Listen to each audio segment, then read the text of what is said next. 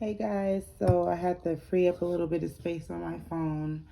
My boyfriend keeps downloading this game on my phone until he get him another phone. It's New State Mobile, so New State Mobile kind of holds up a lot of space on my phone.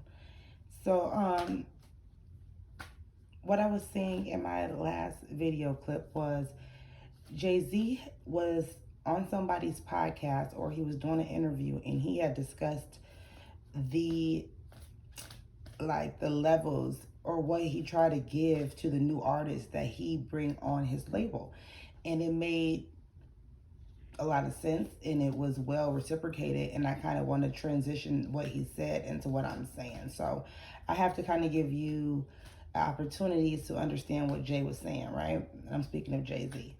He said that when you think about his artists and you think about what he's trying to do for the younger people, especially people that he rocks with, people that sign to his label, Rock Nation, and this is just from his standpoint. This can be with any company, any group of executives that want to promote a younger colleague to get them in a position better suited for them at a higher speed of the actual executives. So meaning like what the executives might have took done in 10 years, they would try to give the younger person the advantage over them by giving them the proper tools, information, resources, connecting them to who they need to be connected to outsource, um, the executive or the top person, if that makes any sense. And when that comes to mind, I liked it that. I like that a lot, right? Now, this doesn't have anything to do with Jay-Z or what he's doing. This just has something to do with spirituality. When it comes to the narcissists and narcissistic people, how you know that they are narcissists is when you are not elevating. When you hang around somebody or you are around somebody and nothing good is happening, that's how you know that you're dealing with like a entity, which is not a good thing. And an entity can be a spirit, it can be a place, it can be a person, it can be a thing. Normally it's going to be a person or somebody with a pulse. Okay. A narcissist is not going to be a rock. A narcissist is not going to be a book. A narcissist is not going to be a can. A narcissist is going to be a person with a spirit in them or a evil entity in them. A narcissist is somebody that people send your way. Now, narcissists can use objects and different things to mislead you, so it can bother you mentally. But a narcissist can be your mother, it can be your grandmother, it can be your aunt. A narcissist can be anybody. Another thing, just because somebody is using narcissistic attacks on you, meaning like speaking against what you're saying, like say that you told somebody something in confidentiality, or you told somebody something and you delivered the message in an ethical form just so they can kind of understand where you're coming from, but you didn't want to display any rudeness, any condescending behaviors, but they told the other party that, oh, this person's messy and this person was talking crap about you, instead of them kind of trying to help you out from the outside looking in to be able to properly handle the obstacle at hand between you and whom that may have been with. So narcissists are people that know what they're doing. Okay, narcissists can be your baby's father. A lot of times, a lot of young girls be in love with their kid's father, as you should. But I also feel like it should be to a certain extent, especially depending on what age that you had your kid and whom you had your kid with. And I would like to do a little bit more videos on dating and on safe dating tips and things for other people, just based off of experience, based off of lack of knowledge that can kind of help properly sustain your future with your baby's father and your kid, vice versa, going through these obstacles at a young age, and going through so much in your 20s because no one taught you or you didn't know better. And that's where YouTube comes in at. That's where Reddit comes in at. That's where Google comes in at. We're to the point, we're in 2024, thank the Lord we're here. we've made it. Another year, we're working on summertime now, y'all. We're plugging through these months. We're going to be in July before we know it. We got May coming. We got April coming next. Next thing you know, we're going to be June, July. We're going to be in our summertime, right? Well, we also have to study. You have to study. You have to inform yourself. You have to build knowledge to where you're able to reciprocate things in a logical form rather than in a emotional form, right? And sometimes that's hard because if you don't know, then you're going to end up falling into a space where you're going to be the one that's being manipulated, hurt, or something that don't go. And sometimes it's not even that it don't go in your way, but that it was totally unfair. Like what some people will do to people will be totally unfair. Like it's so wrong. And that's when people say, oh, life's not fair. Well, that saying is a saying that should have never even been created.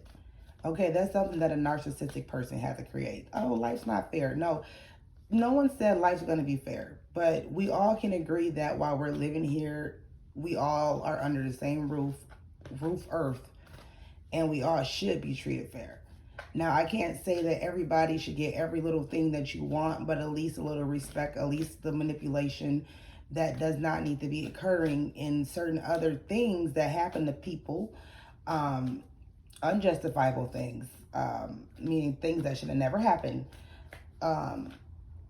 outside of their control, outside of their knowledge, that really sets people back and ruins people's life. And I don't think that we all understand what life's about, but it's about so much more than just the narcissistic game. See, narcissists are people that they want to perceive themselves confused, but they actually are not confused. A narcissistic person know what they're doing when they're doing what they're doing. So if a narcissist decides to sleep with your man, or your narcissistic girlfriend decides to sleep with your brother or your uncle, or let's see, the cable man or the man next door or whomever, he may or she may, disrespect their partner, disrespect their self, their body. And that's just one example. I'm going to get to it, but remember, keep that one in mind, right? Or how about the narcissist decides to steal from you when they know that they have either their own money or they know that they shouldn't do it, but because they might get away with it, they're going to pull it. Or how about the narcissists know that you have an appointment somewhere and they're going to make you wait a long time, but perceive to you that they didn't know you had to go somewhere to where you miss it. Or the narcissist will misinform you something when they should inform you the correct thing. These are all scenarios and things that narcissistic people do. And that sets people back. It sets people back tremendously. Like, dealing with a narcissistic person is not a game. When I was younger, I dated at least, a few narcissists. And, that comes from growing up around narcissism. And narcissistic people. I know that when I was younger, I had always desired at a young age, like elementary birth, to be around different people outside of the people that I was around. So I will always write and draw and read, and I would try to protect my sisters when we were younger, when really that was not my role. Your role is just to be a kid. It's not to try to be the mother. It's not to emotionally try to protect people when you're not even shielded yourself. You see? So it's like you become immune to being around difficult people. You become a people pleaser. And I just watched a video from this one lady, and I had already seen the video, and I know I barely have time to even watch videos right now. But I still try to make it my business because I've been doing this YouTube channel stuff since 2016, and I have not been able to really get it active how I really want it active. Like, I should have way more followers at this time. I should have way more videos. But honestly, between me, you, and the spirits, I'm still very, very nervous. I'm very, very nervous. So I'm just taking my time or whatever and making sure everything is I can't say done right, and that's what's wrong with the empath. And one of the things is you want to be perfect. Everything has to be perfect, but everything's not going to be perfect. So that's why when you have a message, just get to it. You don't know how it's going to go. You don't know how your video is going to go. You don't know how it's going to be received, but you do know that you have to get going. If you want to consider yourself a YouTuber in these streets, a spiritual reader, if you want to just be, you know, like a big homie, a big brother, you want to be a knowledge channel, you want to help younger people, like Jay said, get where they want to get in a faster time than it took you to get there. Because sometimes when you're the chosen one and you're an empath, you are put in a lot of scenarios and situations where you cannot elevate yourself in a timely manner. So it begins to be difficult for you to stay afloat. So YouTube gives you a great platform to create content, to get paid, to deliver messages that everybody wants to see, everybody wants to know.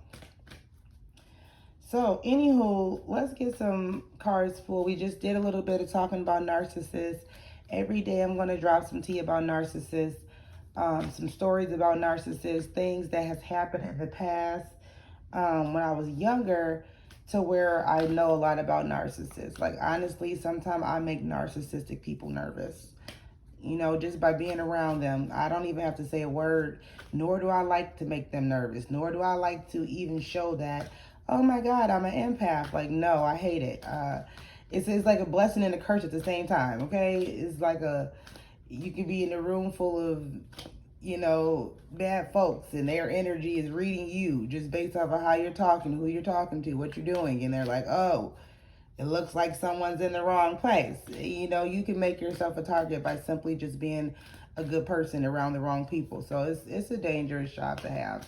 It's not always what it perceives itself to be. Anywho, let's get some cards pulled. I'm also going to do a little bit of reading out of this. I want to say it's a Bible, but it says it's like a girl's life book. Let me see.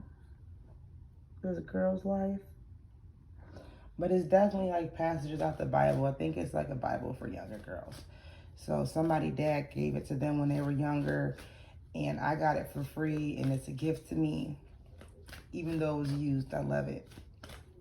I read something in it the other night about how the wicked will not save the wicked, and it stood out so much to me, I had to make a little video about it, because I had never heard that before. You know, it basically was, and the passage was also speaking of something else. And the more times you read the passage, the more time you understand things. So sometimes people don't understand stuff because I don't know why they don't. They just don't. I don't know. I kind of lost my train of thought, what I was saying, so I apologize.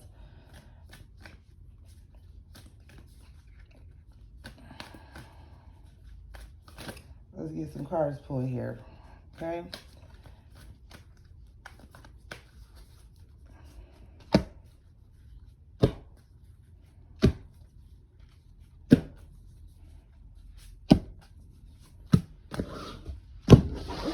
I just want to talk to you guys too about some things.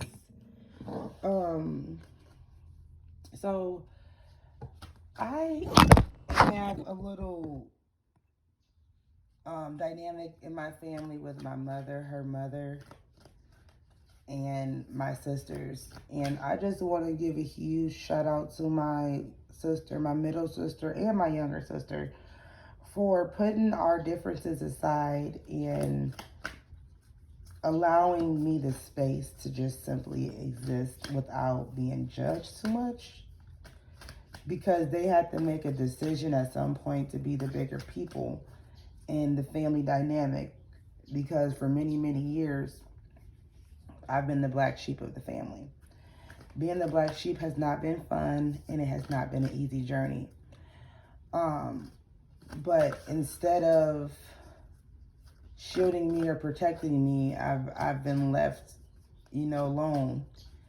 But we grew up as a trio. And, you know, I was el numero, and then I had a second sister and another sister in the household. I wasn't a bad sister, ever. I tried to protect them from as much as I could. But once I got to a certain age, I kind of just did my own thing, and I couldn't be that for them anymore. And I think I kind of messed up in that moment when I kind of let go and kind of blocked everybody out and just worried about myself. But in reflect, I did it because that's how, like I was not going to be able to wake up out of that sleep unless I started to do things for me, unless you started to catch on, because I didn't have a good support system. So I didn't have a lot of people that was pouring into me. I had an empty cup. A lot of Caucasian people had done a lot of good things for me. And I don't think a lot of people ever say things like that. But I grew up in Wisconsin, and I went to an elementary school called Morgan Elementary. And I believe my elementary school was the best thing that ever happened to me. And it was just like the best elementary school ever, right? And I don't know if it's because of what I went through at home. It's because I was an empath, because I was spiritual.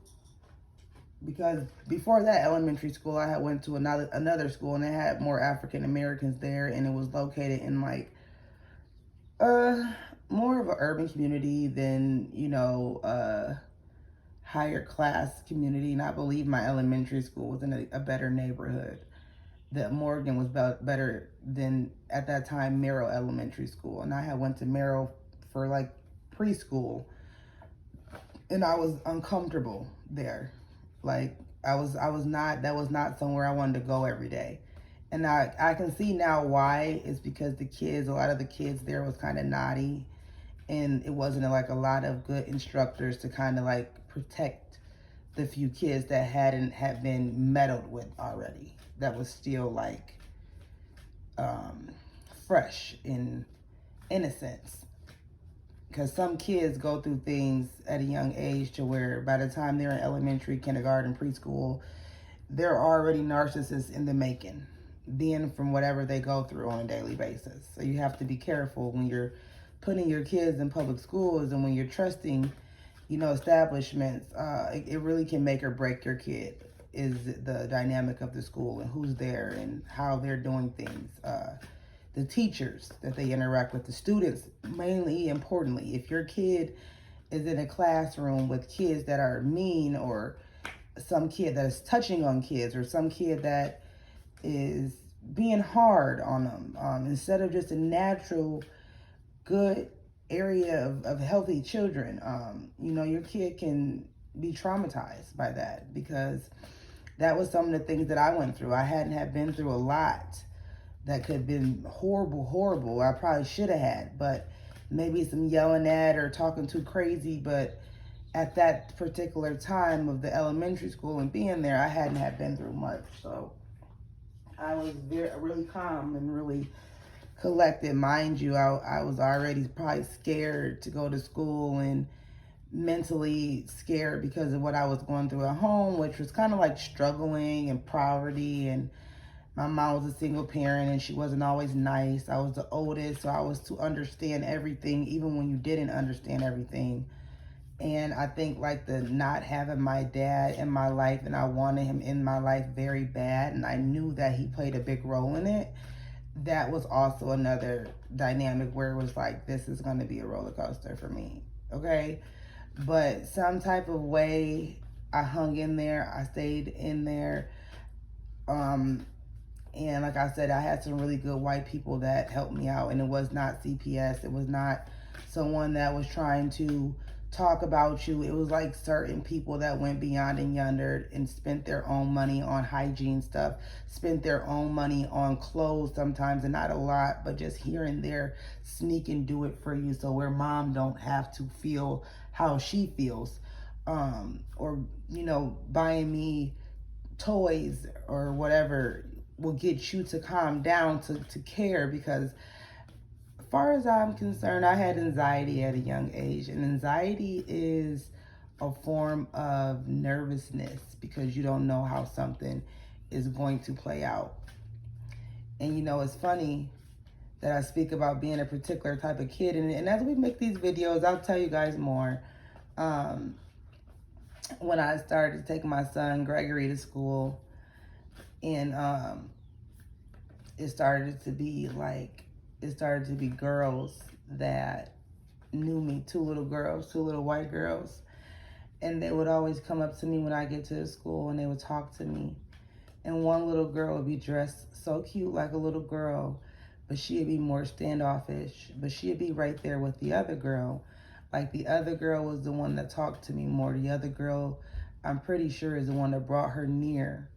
And when I tell you that they came to me at least 4 or 5 times, and I even started to get a feeling of weariness when they, you know, one of the last times I seen them, I would say when they leave, because like I wanted to be a role model. I wanted to be a big homie. I wanted to get to know them, but I knew as a mother, I can't, because I don't know you guys and I don't know your mom and I don't know anything about you.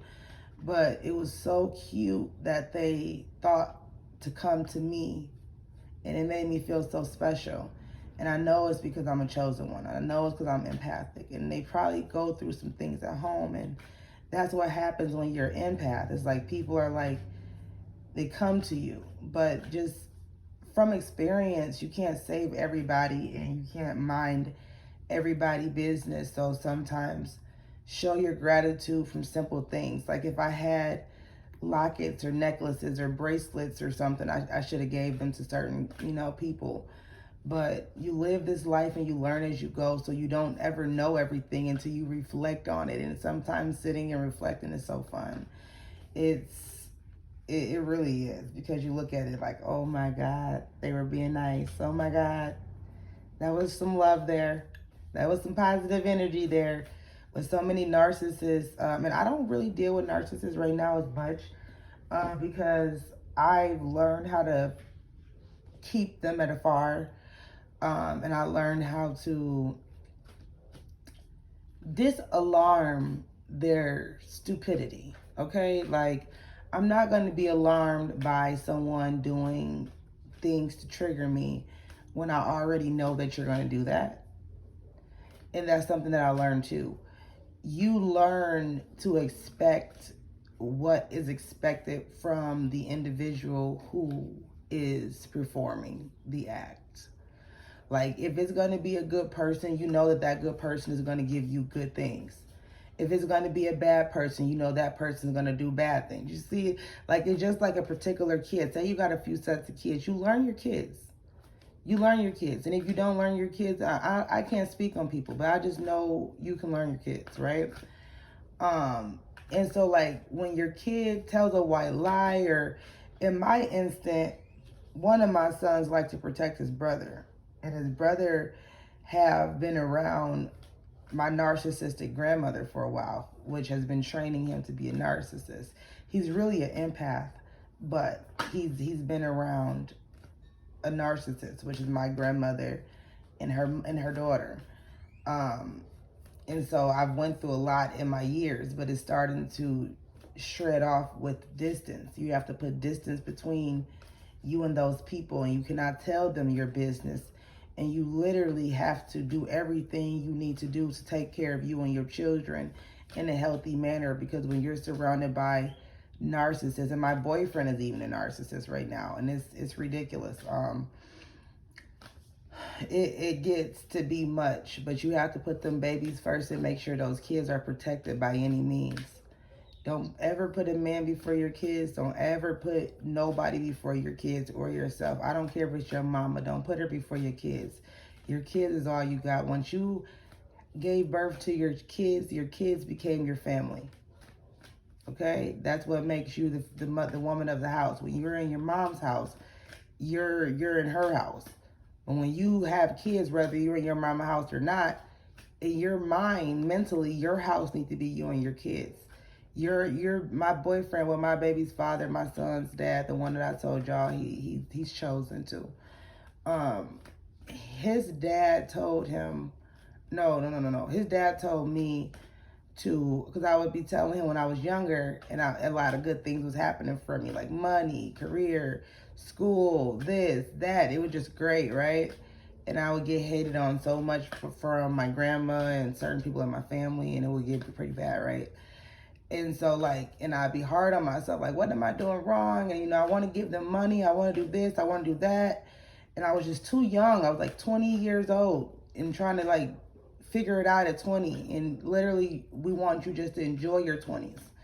Okay? Because when you're at the age of 30, then we expect for you to been guided by now. But if you are already at 20 years old, worrying about paying grandma's bills, mama's bills, you're worrying about saving your family, and you don't even know it's an issue because you've been rocked to sleep for so long, you begin to perceive things in unethical ways to be able to out-resource the resources to get what you need for not only yourself, but for other people. Right? So remember, guys, you worry about yourself. When you have them kids, it's about you and them kids. Don't worry about no grandma, no mama, no auntie, nobody. If you got aunties in your family that still accepting money from their little nieces and trying to tell certain people to split money certain ways for the favorite person of the family to keep on benefiting and all the others to fall flat on their butt and be talked about because that's how your family dynamic operates. It's a narcissistic family dynamic. You need to run. You need to run. There's nowhere in the Bible that says that the kids are to take care of the parents. The kids are the ones to take on the emotional load of the family. Okay, mental health be real in certain families. And instead of people acknowledging that the family dynamic has a mental health problem because they're operating at an unrealistic, unlogical way and it's hurting other people, their careers, their reputations, because of the lies and the gaslighting and stalking and the shaming and all these little tricks to get money and tricks to keep the others broken. You know, at some point you have to, like my cousin told me recently, this year I go to talk to her about some stuff and we haven't talked in a while. And mind you, we're not, well, like her sister and mom and my grandmother and my mom, the family dynamic has a dynamic to it. Let's just say that, right? Wacky. We're talking, so y'all talking through understanding that y'all already probably shouldn't talk, but y'all gonna talk because y'all family and y'all want to love each other. Y'all want to give each other that benefit of the doubt, but things have been a little weird for years. So you know it's not going to be much. She tells me, she said, I hear what you're saying, but what are you going to do about it? And for almost 5 seconds, I was like, oh my God, she just got smart with me. Like her mouth, like, oh my God. But I didn't freak out. Because like I told you, I've grown so much to learn that I'm not concerned with how somebody responds. It's how I react. So obviously that was something I need to set on, right? And if it hit a nerve, then maybe you need to think about it. I was telling her about my grandma still being hard on me, doing whatever, saying whatever she was doing. You know, we can go on and on. She's a top narcissist, so she likes to be relevant in the family. If it ain't her, then it's her favorite daughter. If it's not about her favorite daughter, she can care less. She'll slander you, belittle you, put you against your sisters, spend money that you shouldn't be spending, and then say somebody ain't helping you do this and this and that. It'll go on and on. And so, and it gets even more worse than that. Like last year, I was assaulted by my mom, which is my grandmother's daughter, in my grandmother's yard. And the only thing that my mom yelled and screamed is that it's not my house. That was her mother's house. And I had got smart with her. And whether I got smart with you or not, I'm 32 years old. For you to put your hands on me, that is assault. For you to close your fist and punch me in my face, that was assault.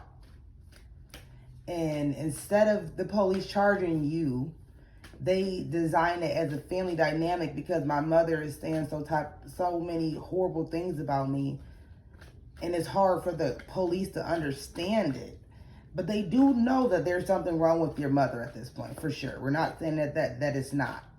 But their whole thing was like, if you know that your family is abusive, you know you don't get along with them, our thing to you is that we need you to leave, which makes sense. And you know, with the gracious blessings of God and being the chosen one, I made it to another location, a safe place. For me, my boyfriend, my daughter, and my 2 sons had stayed there with grandma until I found a place. But when I tell you, my grandma was very abusive to me mentally, physically, and her daughter. And it just kept getting worse and worse and worse and worse and worse.